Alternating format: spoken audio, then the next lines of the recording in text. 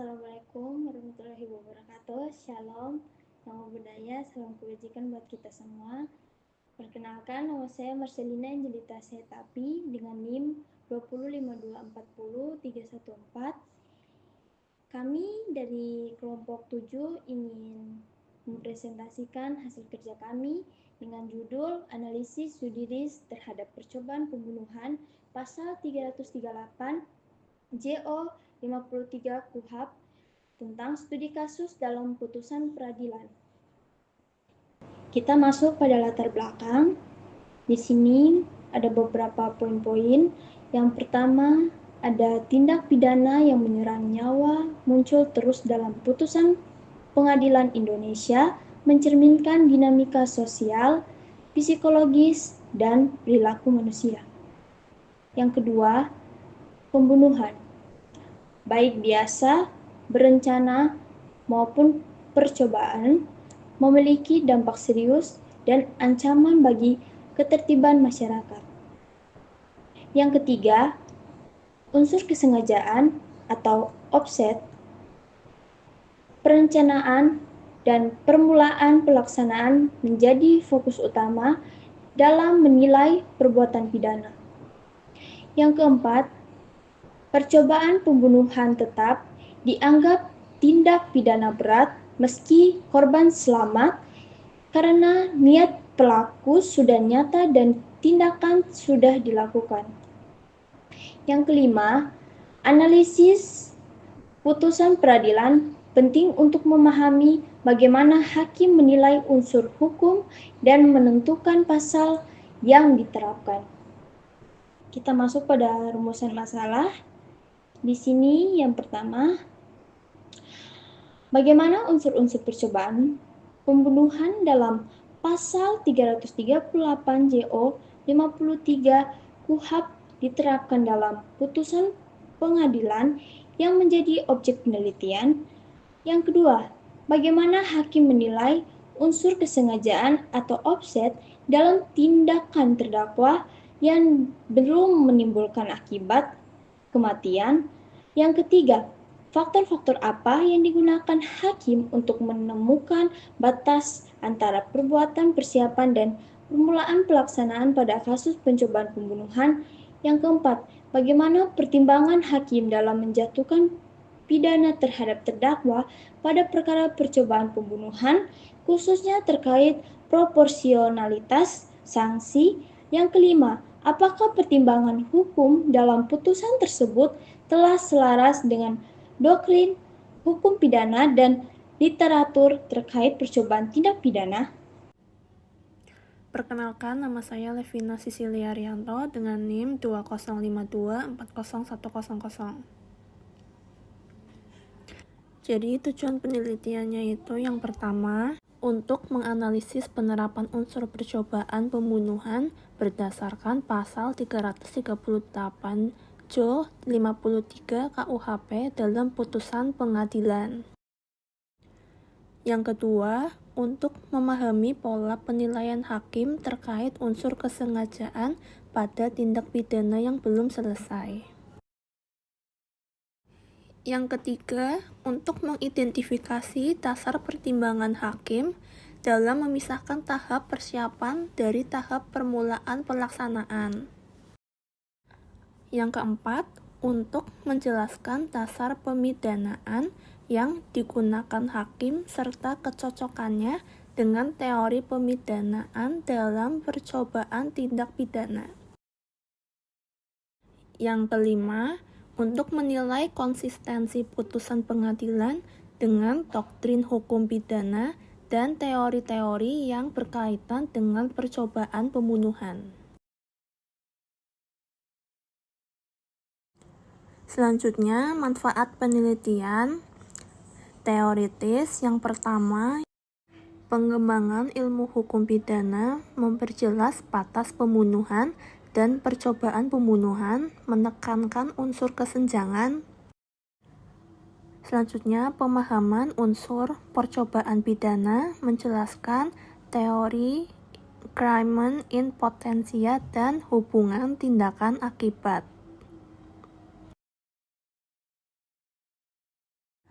Referensi penelitian selanjutnya, dasar pembandingan penerapan pasal 338 KUHP dan pertimbangan hakim. Selanjutnya, praktis yang pertama, aparat penegak hukum, pedoman menilai bukti dan menyusun dakwaan. Yang kedua, hakim dan praktisi hukum referensi memutus perkara percobaan pembunuhan. Yang ketiga, ada advokat atau pengacara, panduan strategi pembelaan, dan penuntutan. Yang keempat, pendidikan hukum, bahan ajar hukum, pidana, dan analisis putusan. Dan selanjutnya ada masyarakat, meningkatkan pemahaman hukum dan kesadaran hukum. Perkenalkan, nama saya Cindy Dewantika dengan NIM 205240177.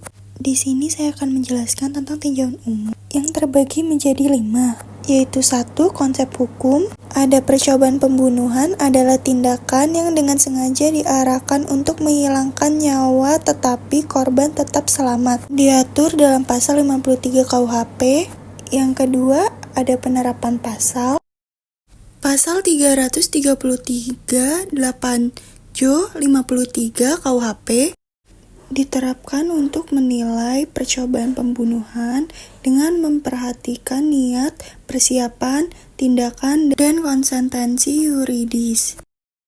Dan yang ketiga adalah analisis yuridis, menegakkan bahwa percobaan pembunuhan harus dinilai dari niat, tindakan, dan perilaku pasca kejadian. Putusan pengadilan konsisten dengan prinsip keadilan substansif jurisprudensi di Indonesia. Yang keempat adalah unsur kesengajaan. Kesengajaan atau objek terlihat dari niat, sadar perilaku melalui persiapan, pemilihan alat, pola serangan, dan perilaku pasca kejadian. Yang kelima, perilaku kejadian. Perilaku pelaku setelah kejadian menyembunyikan bukti atau melarikan diri akan mempengaruhi pertimbangan hakim. Adapun metode penelitian, di sini saya akan menjelaskan tentang metode penelitian yang dibagi menjadi 3. 1. Sifat penelitian. Penelitian ini bersifat yuridis, normatif, kualitatif, mengkaji putusan pengadilan secara mendalam untuk memahami penerapan pasal 338 Jo 53 KUHP, termasuk unsur kesengajaan atau yang biasa disebut objek, permulaan pelaksanaan, dan alasan perbuatan tidak selesai. Yang kedua adalah pengumpulan data primer, putusan pengadilan, KUHP, peraturan terkait, sekunder, buku, jurnal, komentator, ahli hukum. Kemudian ada tersier, ensiklopedia, dan kamus hukum. Kemudian ada teknik, studi dokumenter, literatur, dan analisis isi untuk menelusuri pola argumentasi hakim.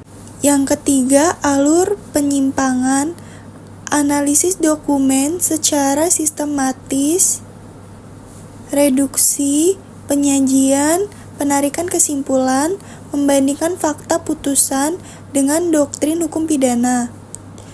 Moljotno, Lomintang, Simons Pompe, Andi Hamzah, triangulasi data, dan teori untuk validas interpretasi.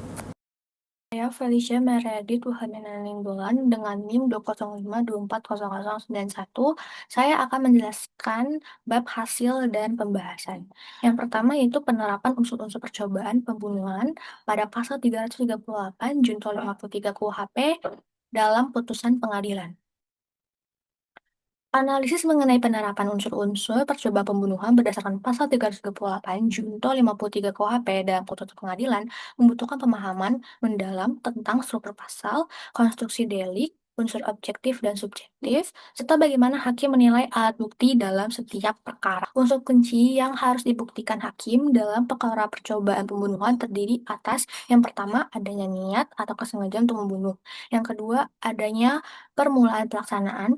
Yang ketiga, tidak selesainya perbuatan. Yang keempat, penyebab tidak selesainya bukan karena kehendak pelaku itu sendiri. Saya akan menjelaskan yang pertama, yaitu unsur kesengajaan, dolus, dalam percobaan pembunuhan. Unsur kesengajaan merupakan inti dari pasal 338 dan merupakan unsur pertama yang harus dibuktikan jaksa dan dinilai hakim. Dalam pembahasan percobaan, kesengajaan tidak harus dibuktikan melalui pengakuan langsung dari terdakwa, tetapi dapat ditarik dari keadaan objektif. Alat yang digunakan, arah tindakan, serta dampak luka pada korban. Konsistensi dengan teori objek yaitu maksud, kepastian, atau kemungkinan. Kedua adalah unsur permulaan pelaksanaan. Permulaan pelaksanaan menjadi unsur khas dalam percobaan. Tidak semua persiapan dapat dikualifikasikan sebagai percobaan. Harus ada tindakan nyata menunjuk eksekusi delik. Tindakan nyata yang mengancam nyawa korban bukan sekedar persiapan. Contohnya yaitu menusuk bagian vital, menembak, mencekik. Penilaian hakim berdasarkan fakta, objektif, saksi, dan visum. Selanjutnya yang ketiga itu adalah unsur tidak selesainya perbuatan, bukan karena kehendak pelaku sendiri. Unsur ketiga yang menjadi karakteristik percobaan adalah bahwa tindak pidana tidak selesai bukan karena pelaku mengurungkan niat, tetapi karena faktor luar atau keadaan yang memaksa. Sehingga yang ketiga ini kegagalan akibat intervensi eksternal, korban melarikan diri, warga menghentikan senjata, macet, dan memastikan percobaan pembunuhan itu tetap terpenuhi. Selanjutnya, yang kedua adalah penilaian hakim terkait unsur kesengajaan objek dalam tindakan terdakwa yang belum menimbulkan akibat kematian. Nah, yang pertama itu ada indikator kesengajaan. Sasaran serangan yaitu organ vital korban. Alat yang digunakan bersifat mematikan. Intensitas dan cara serangannya berulang kali dan sangat kuat. Dolus directus dan dolus eventualis. Pelaku menyadari resikonya akan ada kematian. Selanjutnya adalah permulaan, pelaksanaan, dan faktor eksternal. Tindakan terdakwa sudah memasuki tahap eksekusi, bukan sekedar persiapan. Yang kedua itu kegagalan tercapainya akibat-akibat intervensi pihak lain, bukan kehendak si pelaku. Pembuktiannya itu keterangan saksi, visum, alat bukti, keterangan terdakwa. Selanjutnya, faktor-faktor apa yang digunakan hakim untuk menentukan batas antara perbuatan, persiapan, dan permulaan pelaksanaan pada kasus percobaan pembunuhan. Yang pertama itu kesengajaan, mens rea. Niat terdakwa untuk menghilangkan nyawa. Terus yang kedua adalah evaluasi psikologis dan psikiatri untuk menilai kesadaran dan kemampuan bertanggung jawab. Yang kedua, kedekatan tindakan dengan akibat. Titik to the point of no return. Tindakan langsung mengancam korban, misal membawa senjata, menyerang bagian vital. Yang selanjutnya itu ada pada alat bukti dan rekonstruksi kejadian. Alat buktinya itu bisa berupa kronologi, saksi, CCTV, visum, itu ada jarak dan waktu. Selanjutnya ada objektivitas bahaya. Yang terakhir yaitu faktor sosial dan motif. Halo, perkenalkan, nama saya Virginia Gunawan dengan NIM 200240321. Di sini saya akan mempresentasikan tentang hasil dan pembahasan pertimbangan hakim dalam menjatuhkan pidana terhadap terdakwa pada perkara percobaan. Definisi kesengajaan, niat sadar untuk menghilangkan nyawa korban dapat berupa niat langsung, sadar akibat pasti, sadar kemungkinan akibat. Indikator kesengajaan, pemilihan alat berbahaya, pisau atau senjata tajam. Arah dan intensitas serangan pada bagian vital tubuh, pola tindakan, persiapan, pengamatan korban, dan waktu serangan. Perilaku pasca kejadian, menghilangkan jejak, menghindari saksi. Pendekatan hakim, analisis objektif, aksi nyata dan subjektif, niat pelaku. memperhitungkan motif risiko yang diambil dan konteks lingkungan. Fakta dan indikator kesengajaan, pelaku memilih alat tajam berpotensi mematikan sasaran vital, leher atau dada. Perencanaan waktu dan lokasi meminimalkan risiko intervensi pihak lain. Observasi korban dan strategi pendekatan. Kontrol penuh situasi. Pola serangan berulang, niat membunuh konsisten. Persiapan fisik dan mental, kesiapan menghadapi perlawanan korban. Bukti objektif, rekaman CCTV, visum et repertum, saksi yang memperkuat objek. Perilaku pasca kejadian, menghilangkan jejak, menghindari saksi, pendekatan MA objek langsung, niat sadar menimbulkan akibat fatal, objek eventual, menyadari risiko fatal, tetapi melanjutkan.